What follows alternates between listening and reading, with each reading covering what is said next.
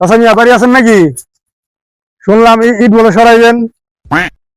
হ্যাঁ, ইট তো নেওয়া লাগবো, লোক তো খুঁজে পাইতেছি না, অনেকগুলা ইট আছে, একা একা তো নেওয়া যাইতেছি না। তা বাবা তোমরা কি করবা, ইট কি আমরা নিবা? হ্যাঁ আমরা দুইজনে নেবো, আচ্ছা এই জন্য ঠিক তো আছে। আসলাম, শুনে আসলাম।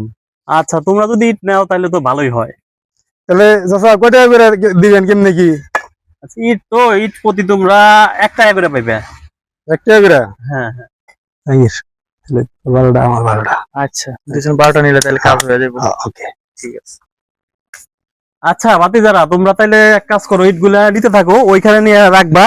কাজ হয়ে গেলে তাহলে আমার ডাক দিও, তোমাকে টাকা নগদ দিয়ে দিব, ঠিক আছে? আচ্ছা ঠিক তোমরা আছে তাহলে চাচা। এইগুলা ওইখানে নিয়ে আসো। আচ্ছা চাচা, কাজ তো হয়ে গেছে। হ্যাঁ, কাজ তো হয়ে গেছে। এত তাড়াতাড়ি? হ্যাঁ, ও, ইট না সবগুলা ওই রকমই রয়ে গেছে। কয়টা ইট আনছো তোমরা?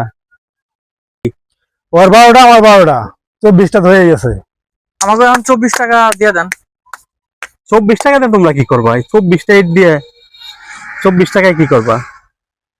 কি যে করুম এটা আমরা সে জানি। এই যে ধরো কি আর করা, কাজ যখন করবাই না, আর 50 টাকা হয়েছে তোমাকে, ও চাচা, নিয়ে যাও। আসসালামু আলাইকুম, তাহলে আসি। আচ্ছা ঠিক আছে, যাও তাহলে। আরে বেটা, চল যাইয়া 2 লাখ টাকা হয়ে গেছে। আরে লাকি কি, এখন তো বেনসনের দাম হয়ে গেছে। ওকে।